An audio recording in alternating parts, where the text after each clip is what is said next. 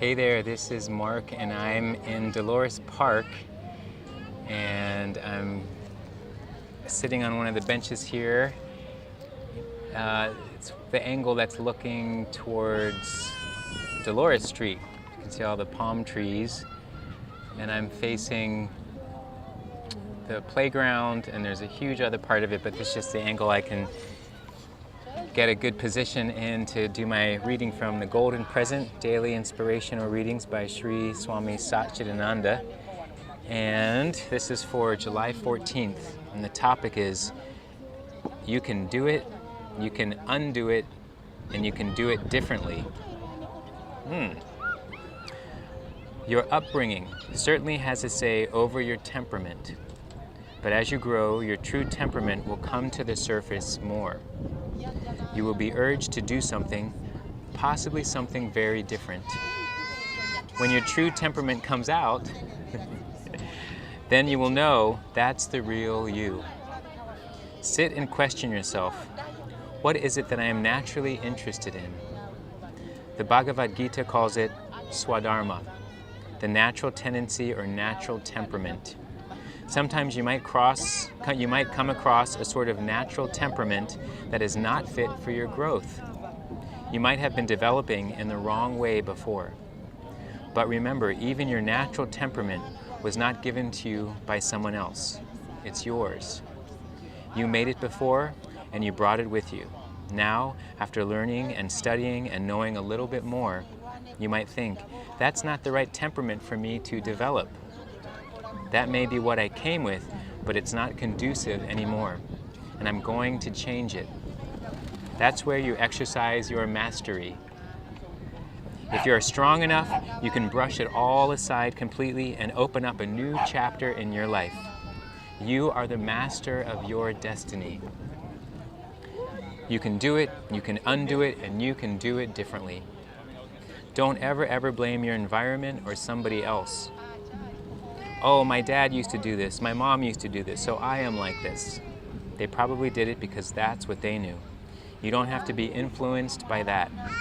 Always use your temperament in doing something beautiful, something beneficial for the entire humanity.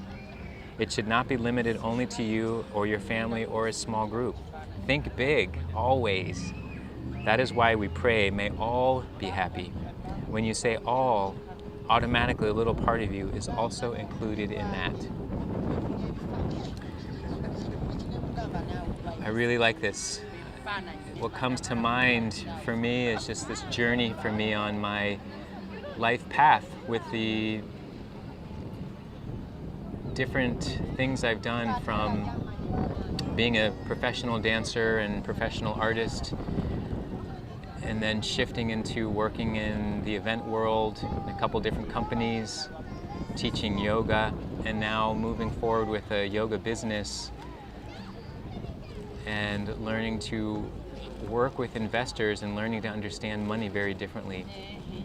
It's been quite a progression, and I can see where, at one point, this is what I felt like I was, meant to do and brought to do, and then at some point, that felt like it wasn't conducive anymore, like he says here, so I'm going to change it.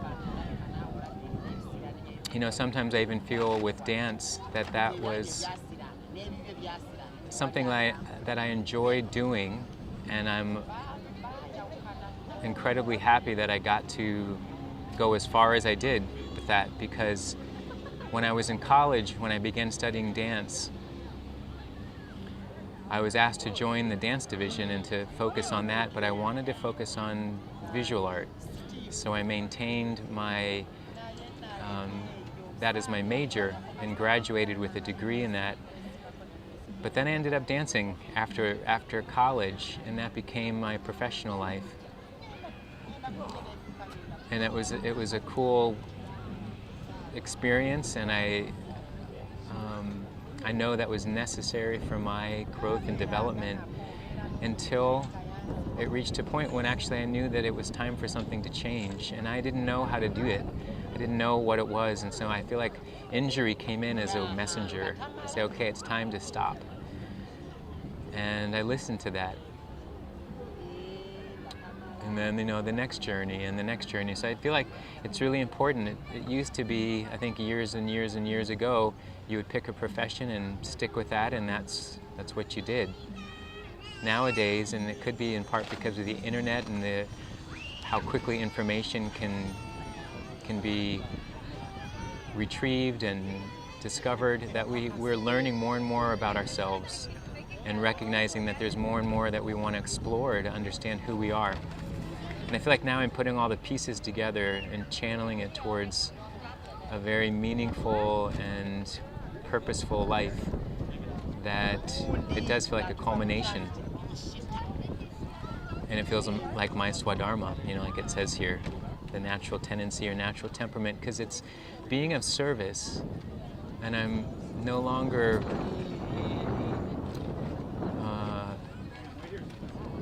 I don't know if I want to say afraid of money, but I feel like I've strengthened my relationship with money, in the sense that it can be used for good. Money in and of itself doesn't have a charge, it's how we relate to it.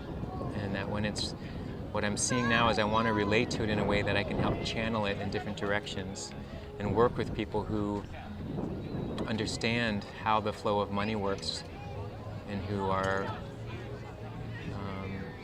able to use it for good. And I see that as a positive and affirmative thing to be able to do, and how to build wealth and use it consciously, consciously building wealth and putting it towards others in a way to help balance, our community, our society. And that's doing it very differently, very differently than how I was raised. I think there was a lot of fear around money, a lot of scarcity. That was the belief, is that there's not enough, and you're only going to be able to get so much, and most likely things are going to be difficult and maybe not work out like you think, because that's what happened in the people in my life, in my family, to some regard. And it's not good or bad, it's just the way things play out. So I'm learning to really recreate my view of what it means to manifest, to dream big, to not dream small, but to dream big, think big. That's where I was just talking with somebody about all these inventions that are happening now and how we saw them all on the Jetsons, in cartoons and in books before they ever came to be. And all of it came about because of an idea. Somebody imagined it, somebody dreamed it. Even the paperclip started off as someone's vision, and then it manifested. And that's what I believe we have the power to do, and it doesn't just happen overnight.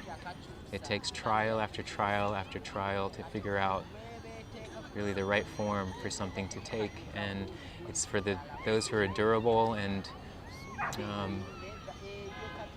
have that kind of inner strength to be able to weather through something like that, are the ones who can be fit for that. And it's not always a linear path. It kind of goes here, goes there, goes here, goes there. So you can do it, you can undo it, and you can do it differently.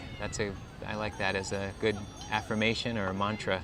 So I hope this was useful to you, and thanks for watching. All right, see you tomorrow.